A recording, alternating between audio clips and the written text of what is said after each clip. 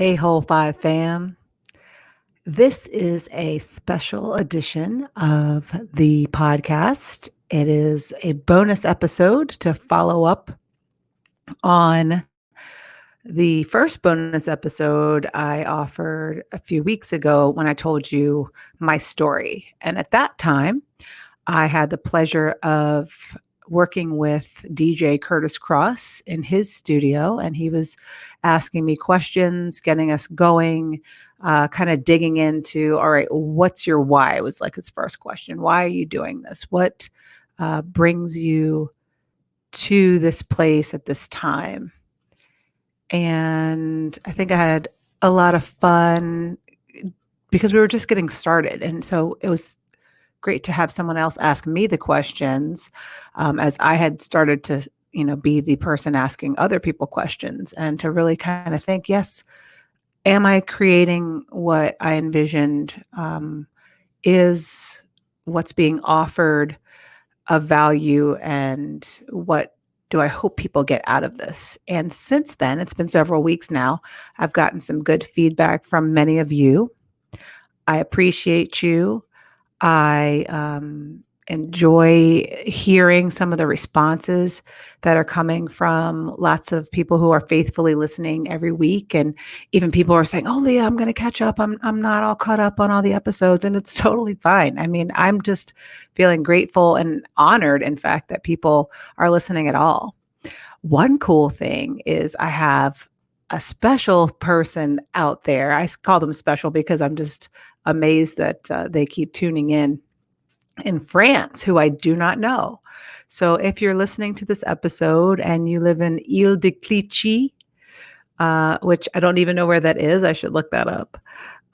Please know that I see you. I appreciate you. I appreciate all of you listening, but it just kind of caught my attention that there's someone in a country that I've never been to, speaking a language probably that I learned growing up and didn't have a place to go to speak it really. And that's special. But also, all over the United States, there are people listening, and there are people listening in my hometown. And so that's awesome. So what I wanted to do in this quick bonus episode is kind of do a part two from my story in part one. And I'm also doing something new with these broadcasts. I am doing them on video as well. So I've created a YouTube channel. My intention is to put this video in full on the YouTube channel. And if you go over there to the Whole 5/5 podcast on YouTube and subscribe, you will be able to see when I put up new videos. I'm starting off really doing excerpts and clips from the podcast interviews, but if there's enough interest, I will put the full episodes up. So this one will be up over on YouTube, and you'll just be able to see me talking to you just like you're hearing me talking to you right now. I'm in my home studio. So I was able to take what I learned from working with DJ Curtis, and he really got me launched and started, and had the nerve to set up shop over here in my home. So I've got my own little cozy studio. I'm really enjoying it. As you can see, if you're watching behind me is my altar. I've talked about the ancestor altar before on previous episodes. And so I get to light candles and, kind of bring the ancestors in for the journey, because I really do feel like this healing journey is in honor of them. And what I want to get into today a little bit is my response to my parents' episodes 7 and 8, and how speaking with them really impacted me unexpectedly, and talk also directly to you about my answers to the questions that I ask all of my guests. I think it's only fair, since I ask other people these questions, that I should share where I'm coming from as well. The other new thing about the podcast is I've changed the tagline to, it was facilitating a cultural shift through healing. And I wanted to be clearer with what my intention is. So yes, facilitating a cultural shift is important, but what does that mean?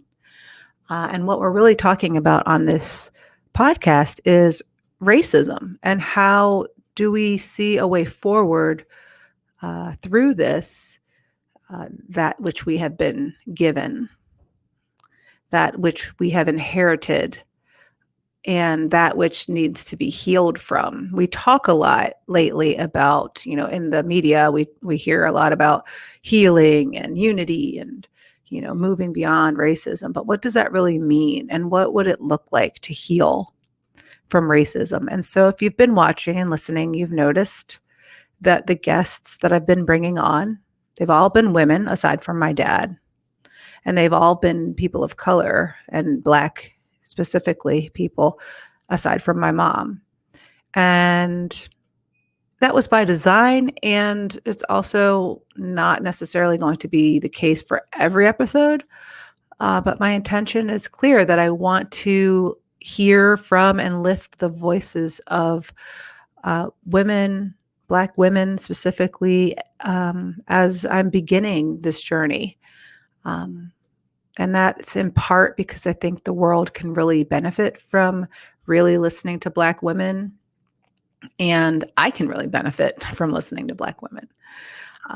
So we're on this journey together, and I'm learning so much. Each person that comes and shares her story and shares her wisdom and her self-care practices and her definition of healing and her experiences being Black or a woman of color in this world matters deeply to me. And from what I'm hearing from all of you, you're appreciating what you're getting from these conversations. One slightly surprising piece of all of this is the people I'm hearing from the most are my white women friends or people who know me, who happen to be white women, who are telling me that they're getting a lot out of what I'm sharing, who are grateful to be able to, they feel privileged to be able to listen in on some of these conversations, which maybe they might not be privy to. So that's kind of an unintended consequence of this endeavor. Of course, I expected women of color to gravitate toward this conversation. It's a conversation that we really want to keep having and want to be in because our lives depend on resolving the issue of racism or transcending, what we're experiencing. And so I happen to believe that it's imperative for all people to want to transcend what we're experiencing when it comes to racism, because it's like a virus. One of my teachers was saying, we're all dealing with COVID-19, but the other virus that we've been dealing with is COVID-16-19. So ever since slavery's inception and the aftermath, we haven't really quite moved beyond what was started here and how this country was founded in ways that have been fair and,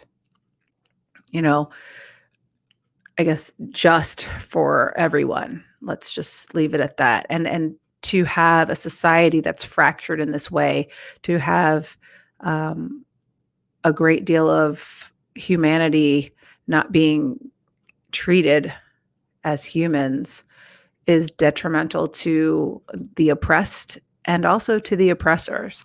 So I'm speaking right now of people who are not necessarily themselves consciously engaging in oppressive acts that they even know about.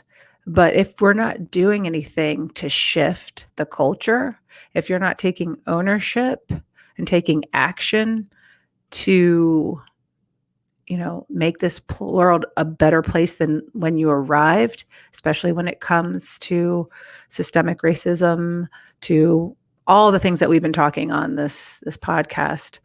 We talk a lot about microaggressions. We talk a lot about, unfair treatment of one another on all levels. If you're not doing something about that, if you don't see that's a problem, um, I think take a look again and see, what change can you affect, even if it's just simply a matter of understanding where someone else is coming from, even if you just have to educate yourself and read some books, because forgetting about it, sweeping it under the rug, saying, "Oh, that was a long time ago. Things are better now because I don't see anything apparent to me."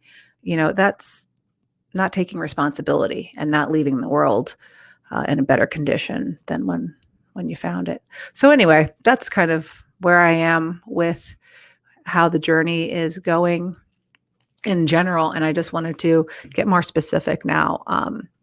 So I want to talk about my reactions to my parents' episodes. First, starting with my mom.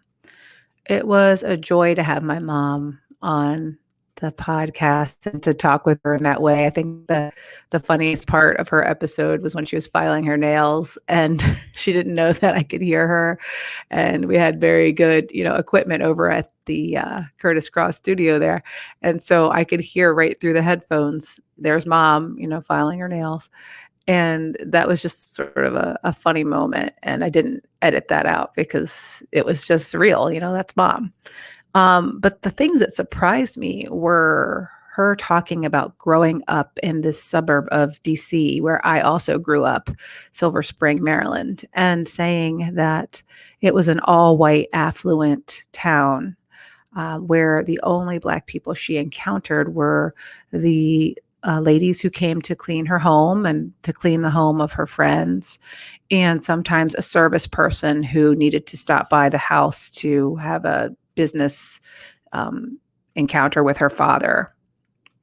And that she was part of the class of students who experienced the segregation or the desegregation of schools, and then not really having any real interactions with Black people until her 20s. And she met my father in her 20s, late 20s. So I just found that fascinating that, wow, like you didn't know Black people growing up, other than, well, then she remembered that she had a nanny when she was very young who was Black, which I also found interesting because I didn't know that.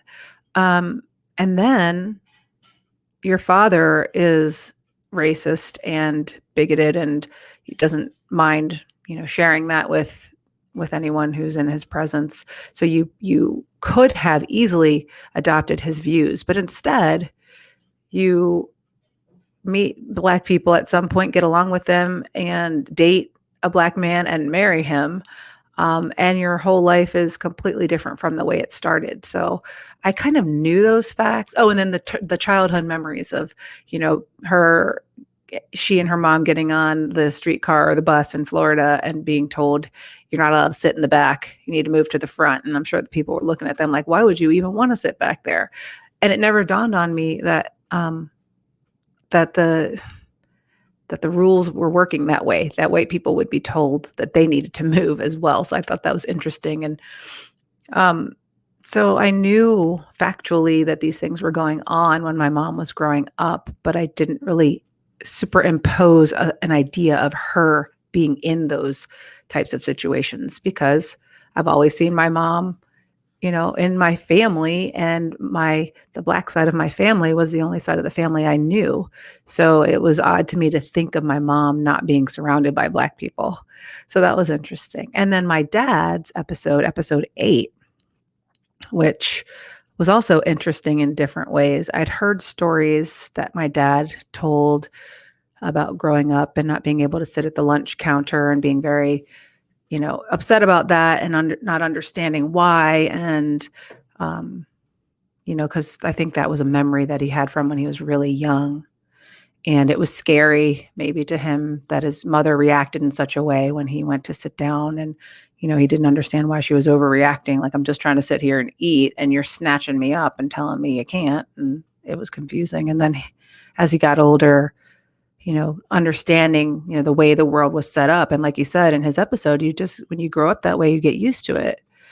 And it made me sad to think about, what it must have been like for him and for everybody else living in that time. And to be constantly reminded that you are less than human in the eyes of others who have the power to make it that way. And to, the thing about not being able to try clothes on in a dressing room, or, to have a piece of clothing touch your body, or you'd have to buy it at the store, just kind of struck me. So just like everyday things like that, really putting it, into painting a picture for me that I hadn't seen as clearly was helpful. And what I want to say about all of that is, I've had conversations recently with people who, we kind of bought into this idea that, oh, these things happened a long time ago. We've moved beyond it. Look how much better things are. And that's kind of the problem. There's a movement out there where people are kind of like, we just need to move on. Dwelling on this is not going to help. Talking about it doesn't get us anywhere. We just need to move on and focus on the good, and look at, we had a Black president. Now we have a vice president who is Black and Indian, and, her parents were immigrants, and she's a woman. And that's my biggest fear, actually, is that we can keep pointing to these exceptional people and, yes, it's amazing. Yes, we're happy about this, but this keeps coming up. And we had this Black president followed by another president where we haven't seen such horror being played out so gruesomely in our culture for a while. So it was like we took a step forward and then we took 10 steps back in these last 4 years. And so obviously, the answer is not to say, let's not look at this, and let's not talk about this, and let's not think about this, and let's just move on. And, oh, you're dwelling and you're playing the race card, and there's cancel culture and all this stuff. Like, what is the issue with just looking at it, examining it, understanding the impact that what has been happening for 400 years has had on all of us, and healing? And so what does that mean? And that's the question I ask everyone. What does healing mean to you? So I really think that's a key. And this whole podcast is about unlocking the mystery of what is healing from this mean, and how do we transcend racism in that way. So I want to just address a couple of things before we close this little bonus episode. And I want to do that by answering the questions that I ask of my guests. So the first question I ask of every guest is, what is your race? How do you identify racially? And how do you believe other people perceive you? And you probably have heard my answer, because I kind of get into a little bit of my stuff with other people's stuff because we're talking. But just to answer it succinctly, I identify as a Black woman who is biracial. I'll say Black most of the time if I'm feeling out of form, if it's, sort of a perfunctory kind of situation. But when someone asks me how I identify, I already know that they're not sure. So I don't walk in the world as a Black woman and think that everybody thinks that I'm Black. I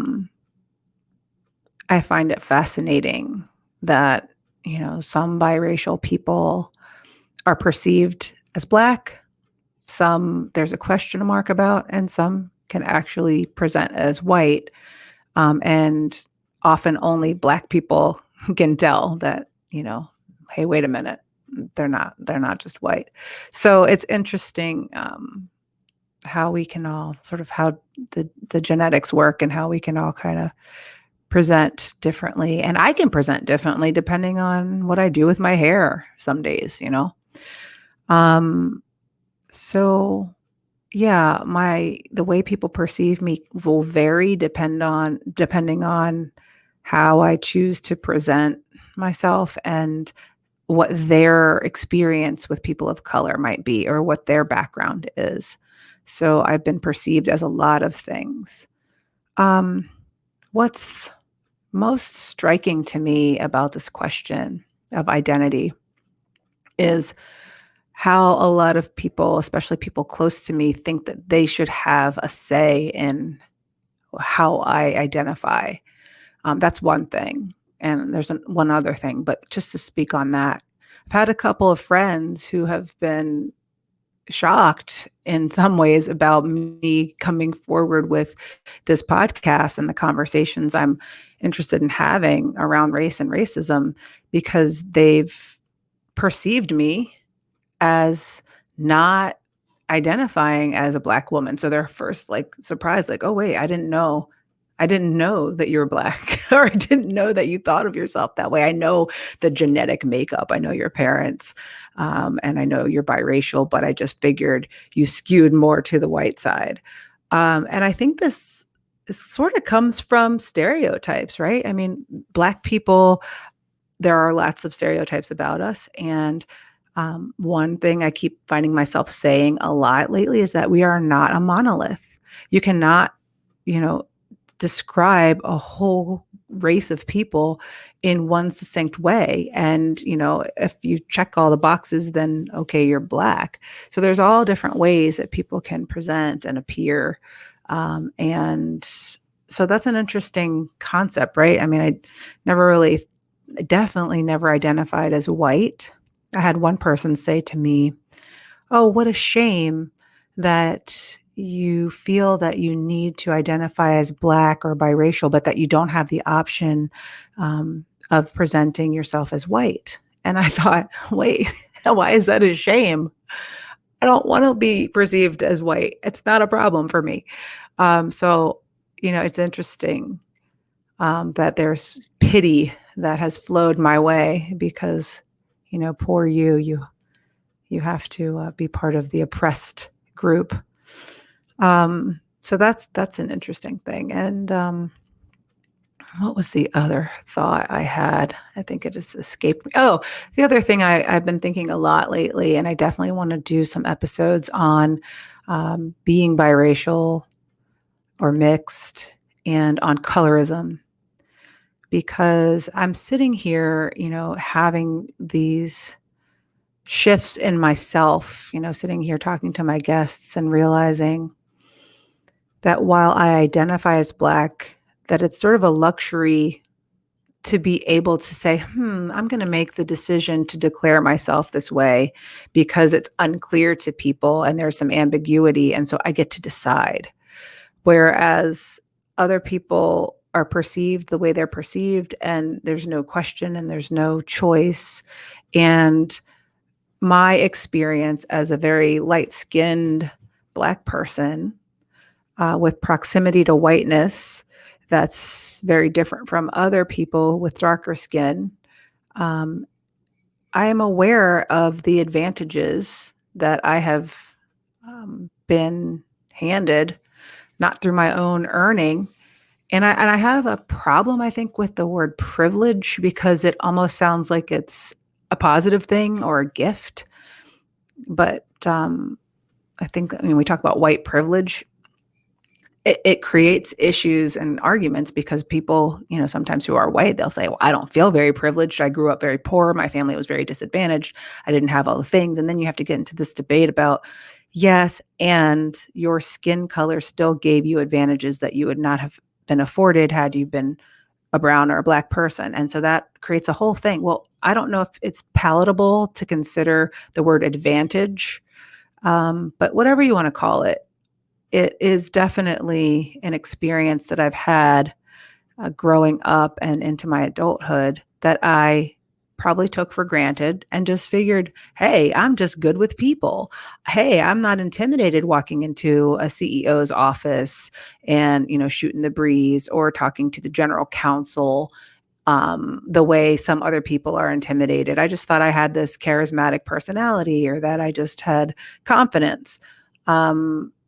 Not really realizing that perhaps in the eyes of certain people in positions of power who happen to be white, I may have been a more palatable presence, that my Blackness, because it's not as, obvious even to people, um, maybe was tolerated in a different way. I do not know, but I'm now coming to terms with how colorism, how maybe I have benefited. I'd have come on, the side of the benefit of colorism in some ways. I've also experienced the, backlash of that, and felt like I've been mistreated sometimes by Black people who don't consider me Black enough and that whole thing. But I'm not saying that to say, oh, poor me. I want to feel accepted. I want to feel like I belong. Of course I do. But I'm coming to terms now with those memories that I have of feeling rejected, of feeling, you know, displaced, of feeling, of hearing people say, oh, you don't really belong here, or you're not really Black. And I'm hearing those words differently now. It's not so much, oh, poor me, I feel unwelcome. It's, oh, we're hurting here as people who are Black with darker skin in a way that you can never know. You can never know what it's like to walk in our skin, just like a white person can never know what it's like to walk in the skin of a person of color. So I've come that's been healing for me to say, okay, it's not so much about me being rejected. It's about me having to acknowledge, you're right. I do not know what that feels like. And what work do I need to do? And how can I be an advocate here? How can I be a co-conspirator in this? And using this quote unquote light skinned or privilege or advantage to help all of us transcend what's happening. So this is something I need to be exploring, and maybe need to talk to some people about, probably on the podcast. So that's that. And then how has the construct of race impacted me or people I love? And that kind of goes hand in hand with exactly what I was just talking about. It's wrapped up in this identity. It's part and parcel to my experience as a person of color and a person of mixed race, to have these experiences play out in certain settings. There's the trope or the stereotype or whatever you want to call it of the tragic mulatto, the person who's mixed race and confused or doesn't know what to do. And there's a little truth to, I think being mixed and kind of having to live in a society that puts people in boxes and you don't fit neatly into one, but we're not confused.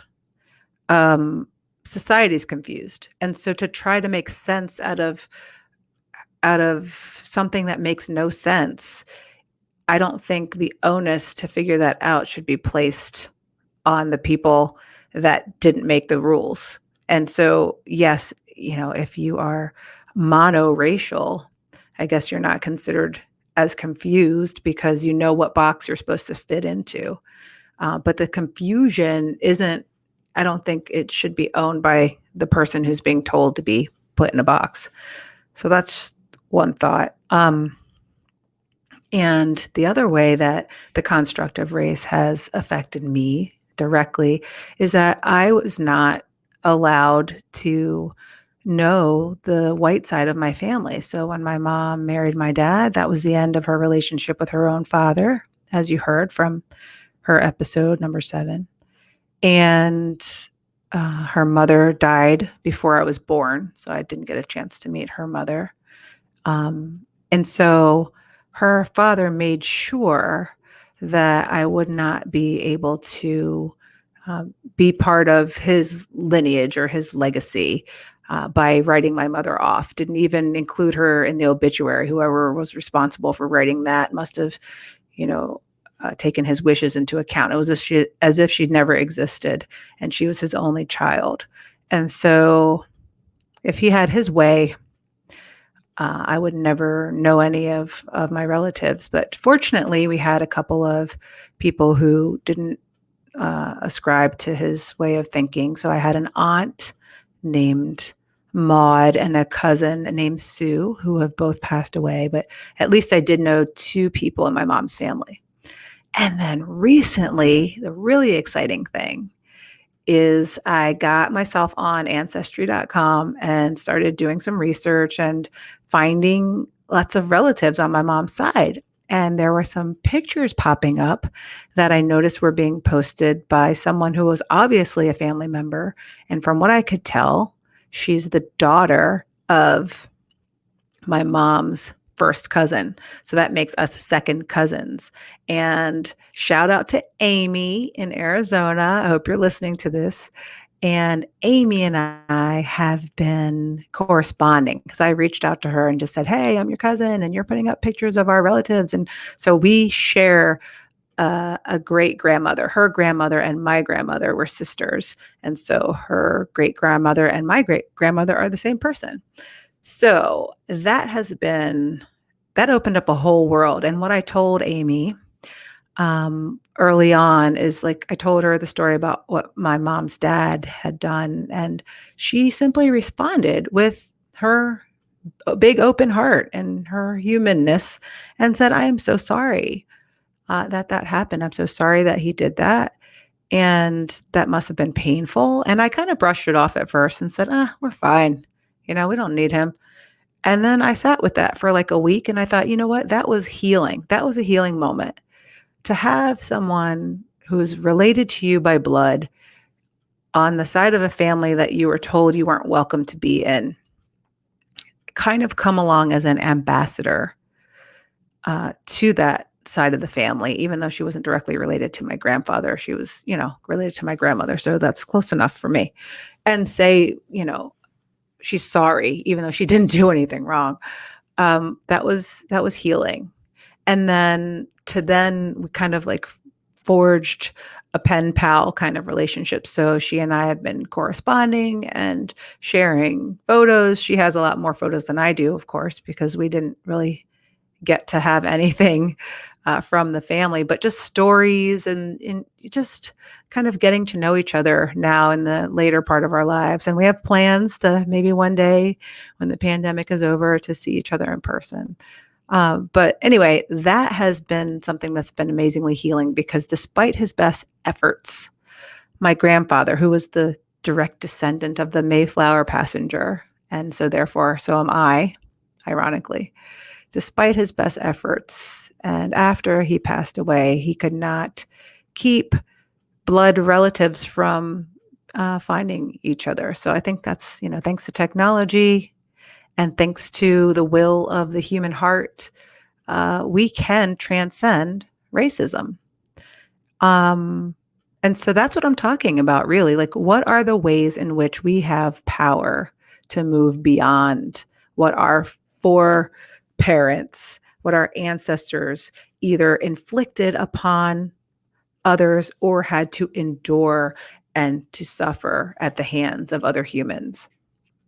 I have a special interest in this because, as I've said, and as I've come to realize, I'm carrying very directly these two lineages in equal parts. And so, yes, most people in the United States, if you've got family who's been here for generations, there's going to be some mixtures. There are lots of shades of brown people, Black people, unfortunately, due to rape and the taking advantage of women, Black women, throughout slavery and beyond that, and all of that. But we come in all different shades, and so you could say, yes, we are all mixed.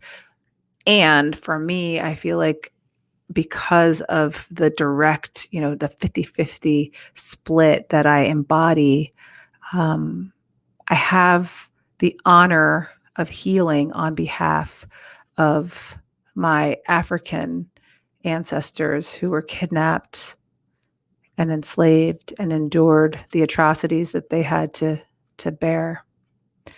And I have the privilege of healing on behalf of the ancestors who, whether they did so directly or whether because they signed up to live as white people in a country where whiteness dominates, represent the oppressors. And certainly those Mayflower passengers didn't come, with the Thanksgiving turkey like we want to believe.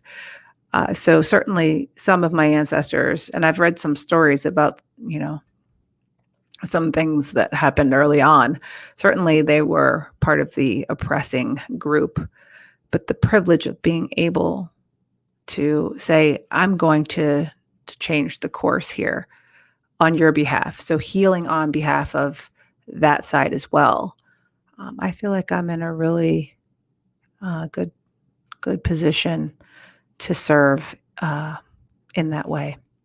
So that's all I have for this bonus episode. Thank you for listening. And I look forward to bringing you more content. I have a few good guests already lined up and recorded for you. So we're just going to keep rolling along. If you or someone you know has something to share that you think might be of interest to our listeners, now that you know what this podcast is all about, feel free to send an email, go to the website. You can reach me at the whole 5/5 at gmail.com. And I look forward to hearing from you. You can subscribe to the YouTube channel. You can subscribe to the Facebook page. You could follow on IG, Twitter, and it's all at whole 5/5. So thanks for listening. Look forward to being with you again soon. All right, y'all. Peace.